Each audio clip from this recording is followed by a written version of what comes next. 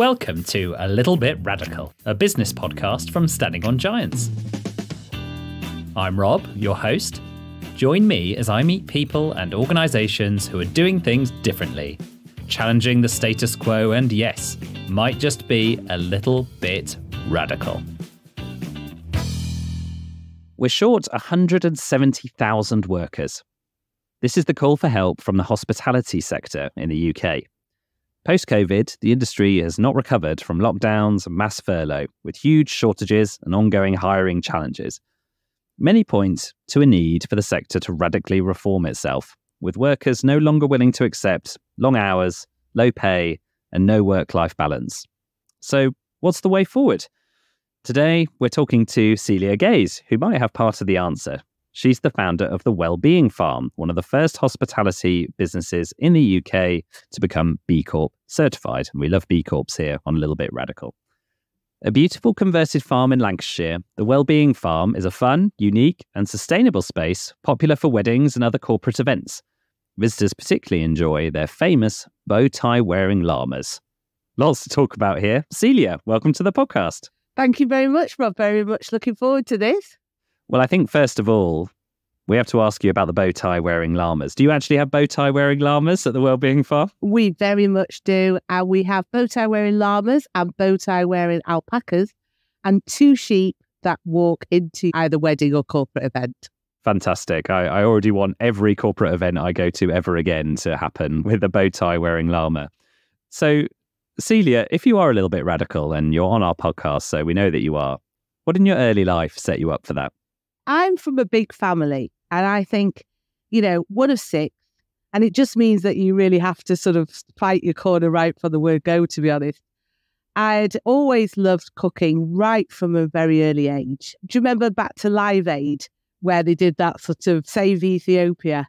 I never forget a man going down the street and meeting my mum halfway down the street going, "You've got a cracking sale going on there." And she said, "What on earth are you talking about?" And I'd taken all my dad's clothes out of his wardrobe and went to sell them for Ethiopia. And I reckon that I started entrepreneurial from a very early age. I know, I got into a lot of trouble for that. What did your dad think about that, Celia? I got into, I can't tell you, I'm massive in trouble for that.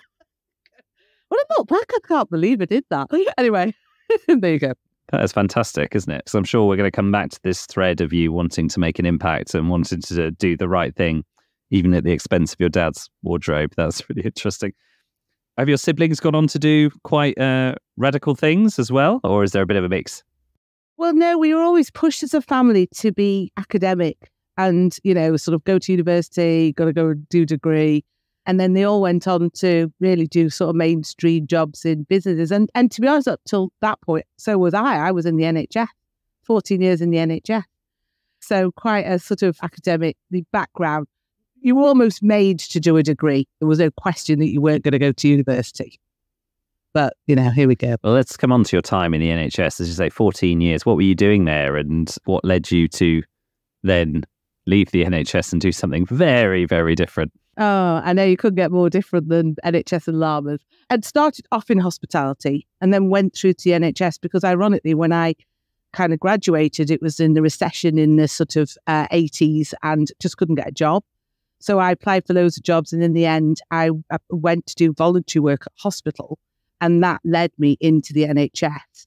And then I continued in the NHS, 14 years. In the NHS, there's a real big divide between GPs and hospitals. And I had worked in both of those areas. So I'd been a GP practice manager, running different types of general practice, from single-handed GP practice to quite big multi.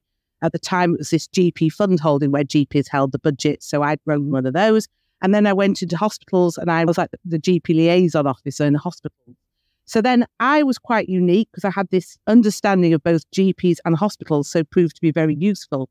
So then after that, I went to do big reconfigurations. I was responsible for looking at the health services around Pennine Acute Hospitals. So I looked at Oldham, North Manchester, Rochdale, those sorts of areas. And then finally led a merger between Bolton Hospital and the community services to merge the hospital and the community services. But when I was on maternity leave, I was given a call and said, would you come back and would you do a big project to save quite a considerable amount of money from the health service. I'm not saying where, but it was in the northwest. And I went, and to be honest, that proved a step too far. Going back too early for maternity and doing a turnaround project was really, really challenging, really, really difficult. And to be honest, I ended up with burnout. And it was really bad burnout, as in go to a doctor, you don't understand why you're crying so much, you don't understand what's going on. And he said, you've got to take time off. And I was like, what, a couple of days? And he said, no, if you don't take at least a month off, you're going to be very, very ill. And I was like, oh my goodness. And I became obsessed at that point with stress and burnout. I was like, what on earth causes you to go from somebody who's on a board of directors and high flying and kind of just going for it to this literally person who can't stop crying, who's kind of going to work feeling sick at a job that they'd loved and almost taking out on your partner when you get home, snappy, irritable, not sleeping, all the rest of it. I became so obsessed with stress that I almost did a qualification. I couldn't just be burnt out. I had to go and study stress. And then I had to go and study organising. I mean, I do everything to the extremes. It's ridiculous. And then from this, there was this project that I had to do. It was almost how can the environment be conducive to minimising work-related stress? That was the project. And I decided to create this business all about minimising stress. And it was on a farm and it was a fictitious business at this point.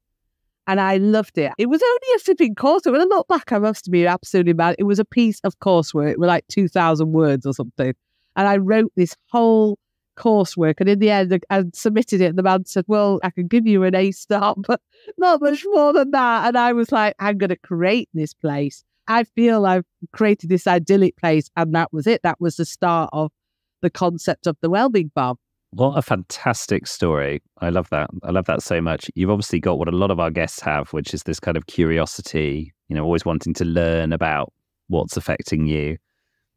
I mean, since you experienced burnout and stress, it's only gained more and more awareness, seems to be becoming a bigger and bigger problem still, affecting our workplaces and our society.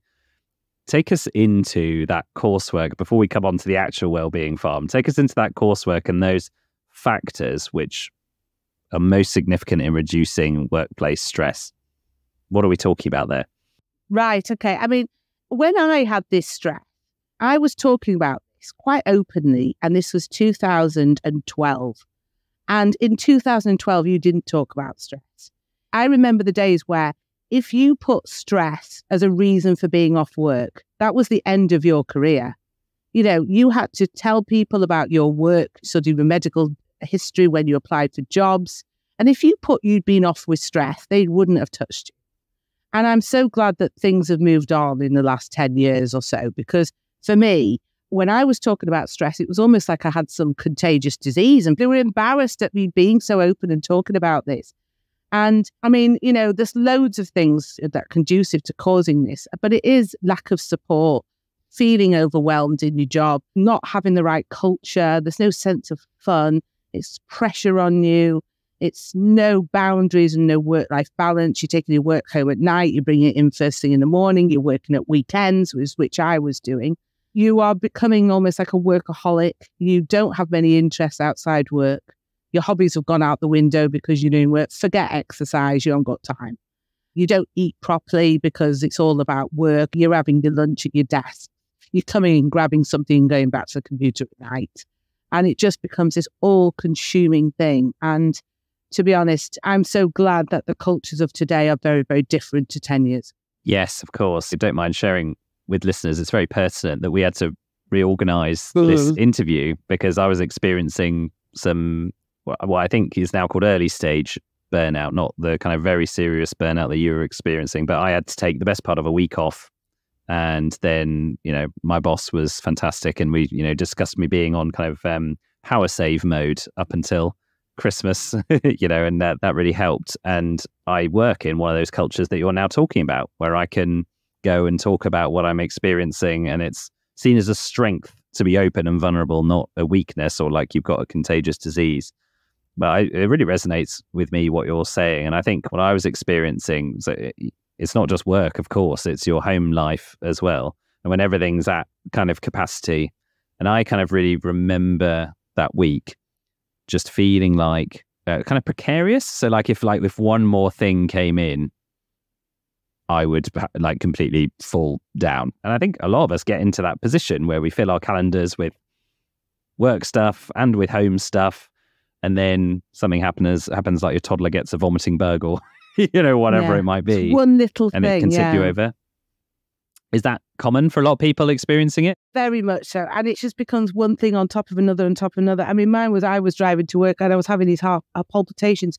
I seriously thought I was having a heart attack. I thought, oh my God, I'm only 40 and I'm having this heart attack and, I've got this newborn baby and can't leave this baby. And everything's catastrophized. Everything's made so much worse. And here I was in the health service. And it wasn't until a nurse said to me, have you been to the GP? And I said, no, I'm not going to a GP. I can't admit I'm stressed.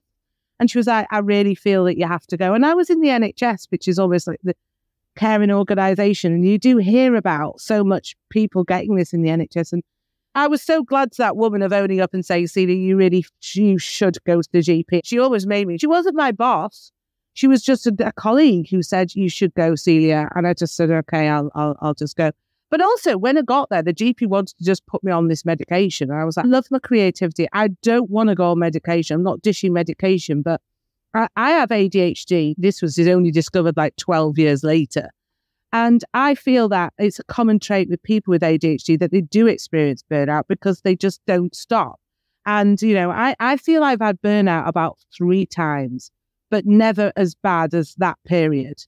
And I feel now I can control it a lot better. You've got to put those boundaries in. It's very, very hard when you're just very passionate, you're very enthusiastic, and you love what you do. Absolutely. And I imagine in the NHS especially, I've got friends who work in the NHS and then other caring professions where your problems can never be as important as the patients that you're treating, right? That's the perception. You were kind of describing, well, I don't need to go to the GP. I don't need help because I'm the one providing the care, helping this whole thing work, right? Yeah, and that's a dangerous absolutely. trap to fall in.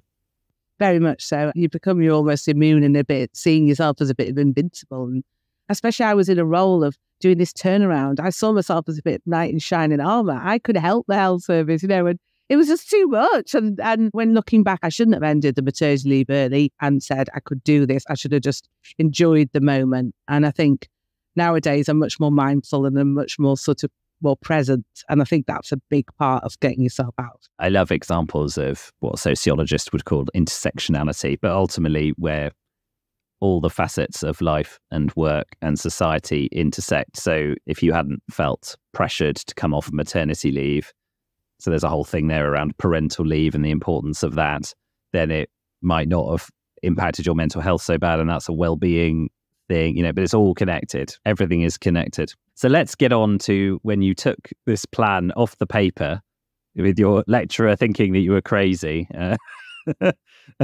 wishing you good luck on creating this idyllic environment that would reduce stress.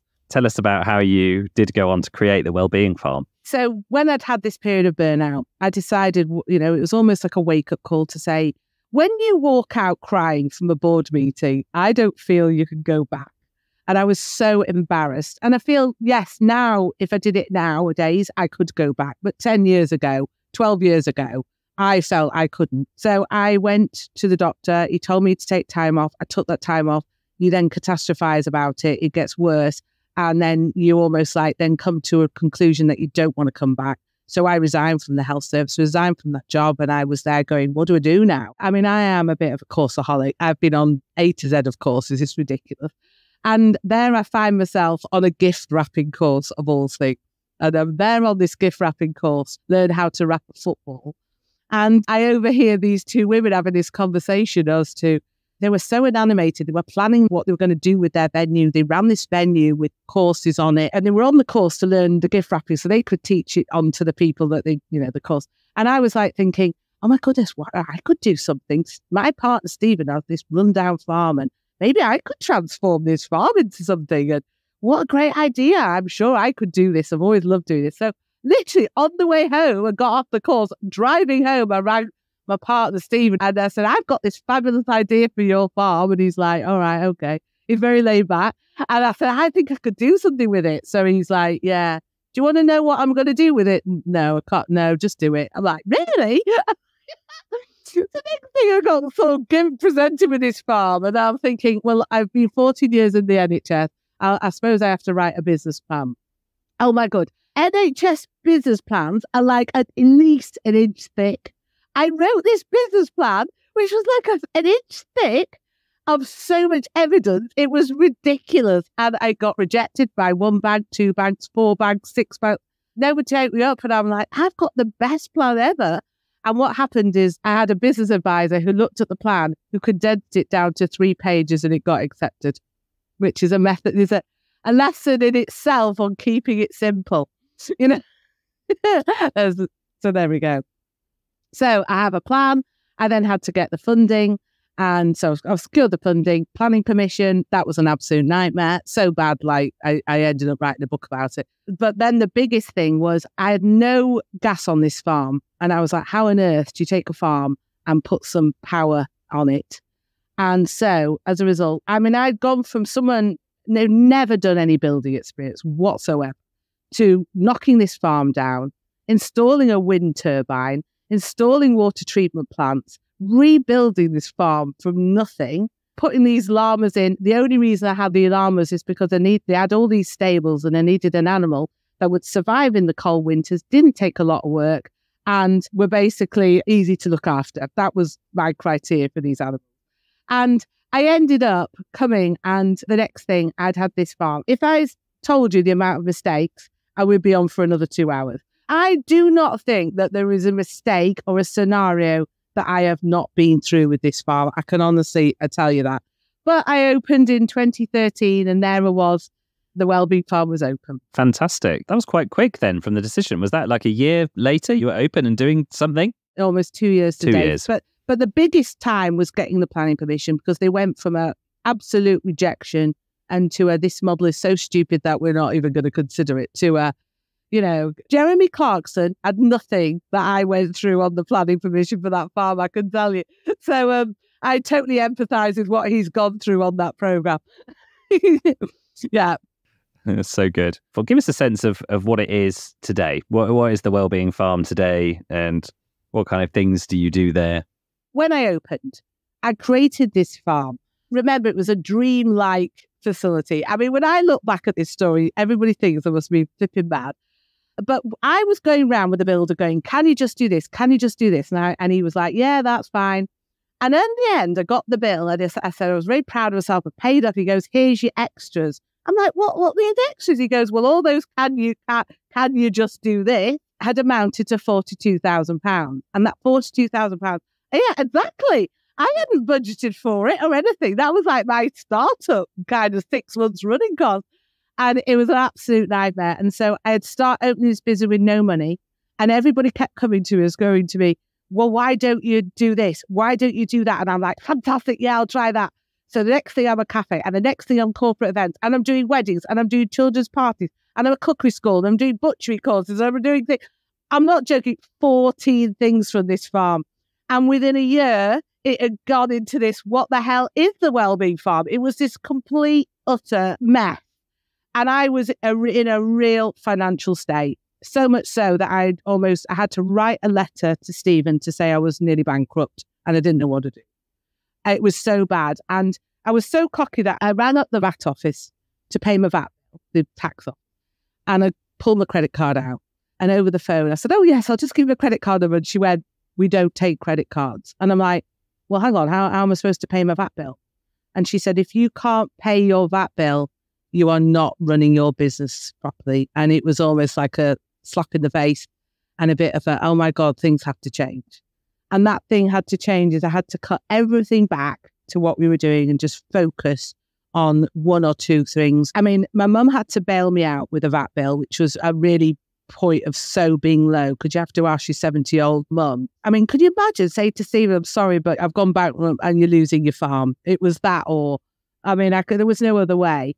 And I'd exhausted all my credit cards. I'd maxed out on everything. There was just nothing left. She lent me the money to pay the credit card, and I vowed to change. And I went home, and it was just at Christmas 2015. And I vowed to change.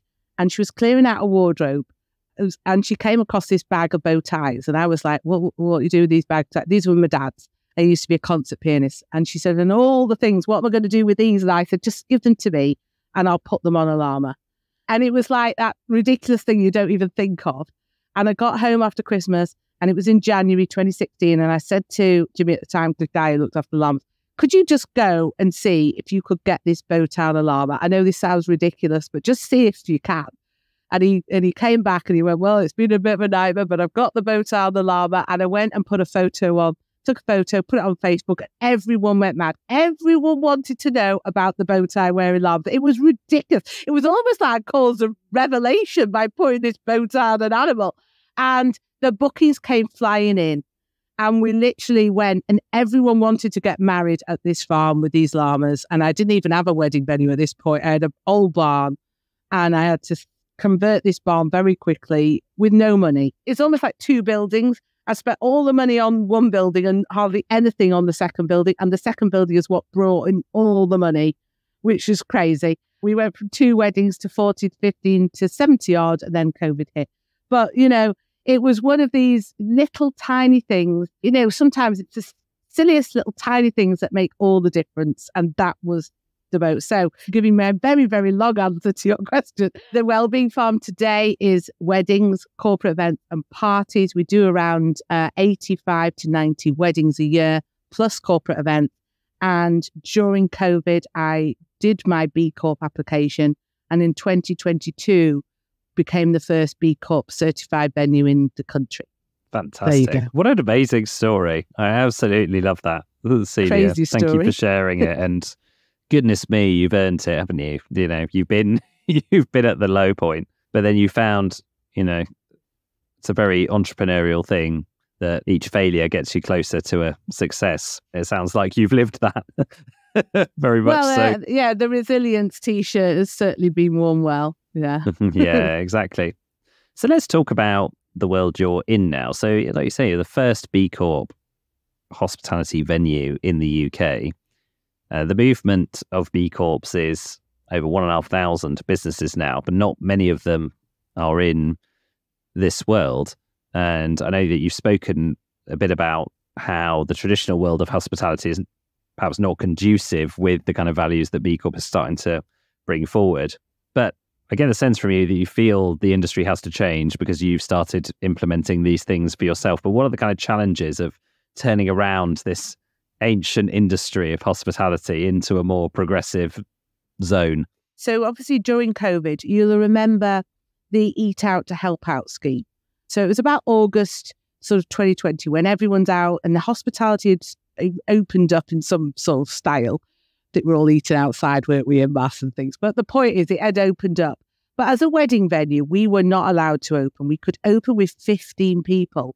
But in a venue that holds like normally weddings for about 150, it just was ridiculous to have 15 people.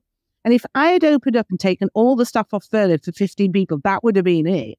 And so my chefs and everybody had said, look, hospitality's reopened. We're still with you. Can we go and work elsewhere and I was like, well, you may as well, because you can't do anything here, and I didn't realize the implication of that at the time, because when I reopened from COVID and I was like, come on, guys, we're all here. Nobody was there. I had no staff.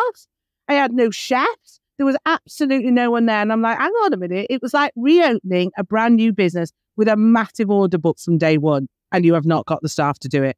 And I was like, oh my goodness, what am I going to do? And I tried going to agencies, and at the time they were asking ridiculous rates for chefs. Like, honestly, rates you'd never heard of. And also the chefs I was getting, they weren't good. And I'm like, well, to be honest, I'm just going to do it myself. And I'd had a catering degree. I'd done professional chefing. So I decided to literally go back to the kitchen. And it was that realizing of being in the kitchen, catering for all these weddings, that I realized how hard it was as a chef. It was absolute horrendous. And I was in the morning, and the stress placed upon you, doing the ordering, thinking about the food, getting all the ingredients and thinking, oh my goodness, have I missed anything? And then delivering all, and I was there from like 8 o'clock in the morning till 11 o'clock at night, because you have, they want the feast, the wedding food, and then they want the evening food of pizzas or whatever at night. And I was doing all these hours. I was like, I had no idea that this was so tough. And so from that point, we managed to get the chefs in and we managed to get all the staff. But for me, it was a renewed appreciation of the staff and how challenging it is. I set about this sort of back to the floor scheme kind of thing, where it was through watching that Undercover Boss, you know, that TV program where they go and, except I couldn't exactly go in disguise, so in my own business, but I said, I'm not going to go in disguise, Glenn, but I'm going to start really understanding all these roles that I put people through, and I'm going to see if I can improve things for people. And so during that time was probably one of the best things I did, because it gave me real understanding, but also more importantly, I thought about things that actually, could we have the chef where you have a morning chef and then an evening chef? So the chefs in my business can work 9 till 5 almost, and then another chef comes in at 5 and does till 11. So the chefs were like, oh my God, this is brilliant. Being a chef in your business 9 to 5 is unheard of. And then right from when I set the business up, we've never opened over Christmas and New Year. We're a family business, and that was always been one of my values, that everyone should be able to enjoy their Christmas and New Year off. So very unknown in hospitality. But, you know, being able to recruit chefs, when I say to the chef, you can have Christmas off, he's like, what? I've never had a Christmas off in 15 years. Are you sure? And then similarly, I have this thing around when I'm doing their roles and I see the equipment they need or what they're working with, or are they the right trays that they're carrying drinks with, or the glass washer needs replacing. It gives you a real appreciation of what the staff need, what they're looking for, what they have. The values that we have, I mean, a lot of people come to us because it's a very fun place, but it's become known over a while that I used to think the reason people wanted to work for me were these bow tie wearing llamas, that people, I thought if I created this really fun environment, that they would all love it. But it's changed. It's changed since COVID. And I put it down to this sustainability movement. And I've put it down to the fact that every single person, now hospitality is known to be struggling to recruit staff. I've not said anything that isn't known, that it isn't struggling. But I don't struggle to recruit staff because everybody wants to come to work for me, not for the llamas, but they want to come to work for me because of the B Corp and because of the sustainability. And these young people love this. Well, it's people from all ages, but in particular young people. So the more and more I set about of putting our culture around the ethos of a B Corp, in that we as a business don't just go and do events and do weddings, but we do a lot. So we obviously have the turbine. When I installed a turbine, it became a beacon to say, it was almost like, I've got this turbine. It's like a symbol. I've got to be sustainable. It's like, it was almost like a beacon to say, right, you've installed this turbine, so everything under this turbine has to be sustainable. So we were always sustainable, but I was quite frustrated that I only found out about the B Corp movement in 2020 during lockdown. I'd never even heard about it, despite nearly 7 years in sustainability, which was why I was annoyed when I found it. Because up to this point, when I ran a business, just making a profit just didn't do anything for me. I was almost a bit disappointed. I was almost like, is that all you do when you run a business? You just make a profit? And surely there must be more to it. I come from this NHS background of wanting to make a difference, and into this sort of profit-making environment, it never resonated with me. So when I came across a B Corp, it was almost like, wow, this is what I've been looking for. You know, this is the thing that gives me more purpose. And so as a business, around those three themes, I've done loads of volunteer work for myself. I'm an enterprise advisor for the local college and things like this. But also we do things like Pride in Your Wedding, which is wedding fairs for the LGBTQ community. You know, same-sex weddings. It's so much fun. We do things for small business Saturdays. So instead of, we have a Christmas fair, but it's a Christmas fair at small, ethically homemade suppliers rather than just kind of anything being sold. We've got coming up in February Love Fest, which is just for single people. So we're a wedding venue catering with an event for single people to find love within themselves, meaning you don't necessarily need a partner, which is a very different than me being a wedding business and you'd think it would all be just for couples, you know. We do B Corp Fest, which has been amazing. This is the third year running. We run it this year. It's in World Environment Day, and growing this movement. And we've got, I mean, last year we had over 100 companies. I'm aiming for 150 companies this year being there. These are companies who would want to find more about B Corp and how to become a B Corp. And for me, it has just been a fundamental thing. I mean, we've done loads on the planet anyway, and I had a whole posters on, you know, all sorts of things that we've done on the planet. And then the staff was really sort of underpinning that well-being, making it as fun, putting sustainability as the lens that we look under everything. Sustainability is about the sustainability of the people, the sustainability of the finances, the sustainability of the community. You can still make a profit, but you can do it in a much more sort of ethical and meaningful way. And that's why I love the B Corp concept so much. I love this purpose-led business. And I feel that if more and more hospitality venues just did their bit for really looking at their staff and what they put them through and understanding the conditions, I think more owners need to go back to the floor like I do and see what they're putting through. Because when I went through this experience of being a chef, I joined a movement and became an ambassador for something called the Burnt Chef Project. And this isn't just about chefs, it's about chefs. It's about all people in hospitality. It just is called the Burnt Chef Project because I suppose chefs are the symbol almost of one of the symbols of hospitality. And this heartbreaking stories that you get from hearing on the conditions that some of these hospitality workers are put under. You know, they are eating their food while sitting on the floor. They are working all the hours under the sun. They're literally having 5 hours sleep and then having to go back into the next shift, all on minimum wage. You know, they're on split shifts, a lot of them, where they have to go in first thing in the morning and then the afternoon off. But what you're going to do, because you've got to go back in the evening. And the stories of the conditions they are working under is appalling. And I think that is what needs to change in hospitality, and is recognizing that actually there are more meaningful and more better ways of doing it. And actually, the more people see people being certified and understanding the B Corp movement and seeing it as a sign of trust, hopefully people will vote with their feet and start using those. And the whole of the industry has to wake up, because if you're not looking after your staff, if you're not doing your part in the community, if you're not helping the planet, you're not going to survive as a business. You're not going to be able to attract the staff. Your customers won't want to, because they will be going to the people who are doing more for the community, more for the planet, and etc. And I feel that hospitality has to wake up. I mean, yes, it's awful with the electricity rates, but, you know, I've been monitoring the electricity rates from the word go. I saw them going up. If more companies had been doing that, maybe they wouldn't be in this situation. I just feel that there's a lot more that businesses can do to embark on this sort of sustainability journey. Absolutely. I think it's great to hear you talk so passionately about it. I worked in hospitality, as I think a lot of people have, right, at some point in their life. I think actually a lot of working people have spent some time, at least in this sector. I remember hearing stories from the chefs like you were just describing. I remember I worked at a sort of a health spa.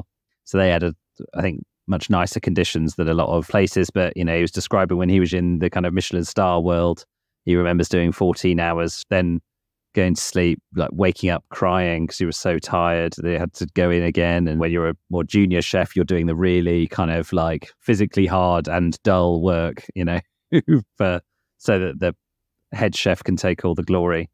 So that sounds like a really important project.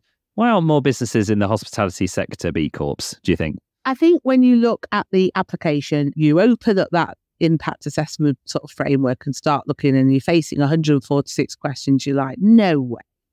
Do you know what I mean? I think the size of it puts a lot of people off.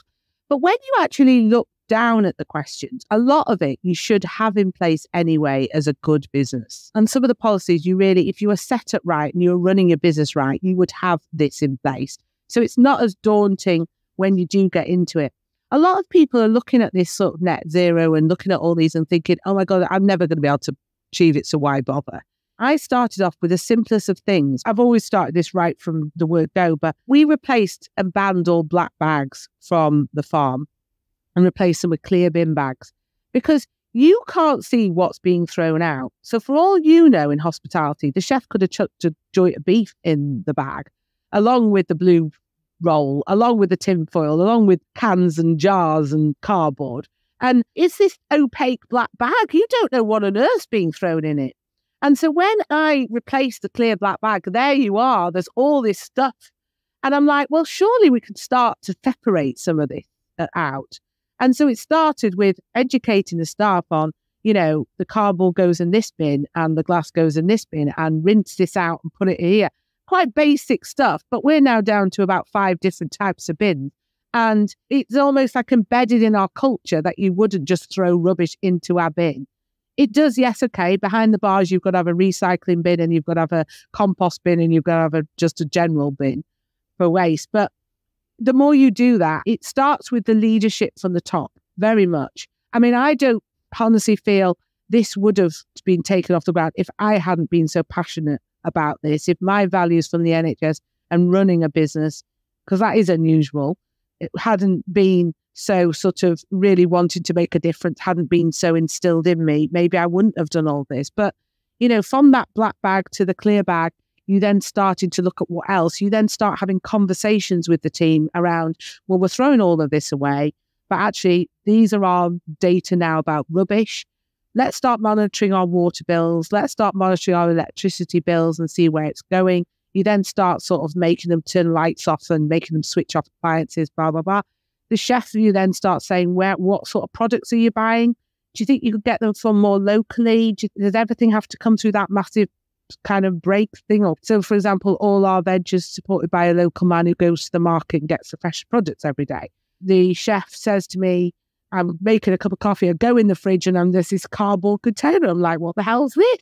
And the chef says, it's the milk. And I'm like, fabulous, this is great, because you've got a chef now purchasing products which are more sustainable and trying to get rid of the plastic. And meanwhile, it's chipping away at little things all like this. But if you add them all together, you then start reducing your food costs. You're looking at sustainable suppliers. When I go to a trade exhibition, if they're not got a B Corp on their stand, I'm not even looking at them. Or if they can't state high levels of sustainability, I'm not even purchasing from them. All our wine are B Corp wine. And as more and more food manufacturers and things go over to this, you will find companies like mine wanting to purchase from them. And, you know, can you imagine that if every business did their bit for the well-being of staff, did their bit in their local community and did their bit to save the planet, this society would be a so much nicer place. And this is why I feel that hospitality are so big on the high street, so big with employing staff, especially young people. They've got to start, because if hospitality can do it, I reckon anybody could do this. Completely agree. What a fantastic rallying cry there to the rest of the hospitality sector, Celia. I love it. Let's move on to the final section of our interview, which is about the world. You've talked about lots of themes that often come up in this section. Actually, you've talked about volunteering and care and making little changes, but what's a little bit of a radical change for the world that you would like people to get behind? I don't think it's that radical, to be honest, because I think I've said it all before with what I said before. I think I'm very passionate about this Better Business Act. I feel the sooner we can get that in, the better. And I mean, that's just underpinned what I've said about businesses doing their bit for the planet, for the really looking after their staff and for their place in sort of local communities. And the more we get about that, I do feel about that transforming society. Get that in. Fantastic. So, Celia, it's been wonderful to speak to you today. The last question's always the same, which is, if there's someone listening to you who has a little bit of a radical idea for a business, maybe they've gone on a course and they've got their coursework and they want to make it happen, or it's something in their personal life, whatever it may be, but they don't know where to get started or what the next step is, what advice would you give them? I really would say don't do what I did. I'd say test it. I thought you might say that. If I had this, if somebody said that to me again, I'd have started off with a tent in a field just to check out the model. I would never have bulldozed a farm down and, create a business and then went to see if it worked. So I do feel sort of start small. If there's any way of testing your idea, try and get it tested. Speak to those people who've kind of done it as much as you can. I did a tour 107 venues before I opened the Wellbeing Farm to have a real spying mission from Cornwall to Scotland. Yeah. Seriously, you are a research hound, as you say. Oh, you love your research. Goodness, yeah. I think as much as you can, seek as much advice as you can. There's so much out there nowadays. 12 years ago, there wasn't the advice that you can get now. And I mean, everybody said to me, "Are you completely mad? Are you having a midlife crisis? Why are you giving up your NHS pension for llamas?" And I have never... All fair questions. Well, yeah. But I've never regretted it. And I absolutely love coming to it. It's such a buzz. And I'm so proud of kind of the types of weddings we created, the types of events, which are just crazy. They're just ridiculous what people want for the weddings and the events. But what's on it. You only get one life, and don't let anybody tell you not to make the most of it. Fantastic. Celia, it's been lovely to talk to you today. Thank you so much for joining us and hope to see you again soon. Thank you for listening to this podcast. If you enjoyed it, please follow us on your podcast platform. If you'd like to appear on A Little Bit Radical or have an idea of someone we should speak to, please email podcast@standingongiants.com or get in touch with me on LinkedIn. You can search Rob Fawkes or search Standing on Giants and you'll find me there. Thank you very much and speak to you next time.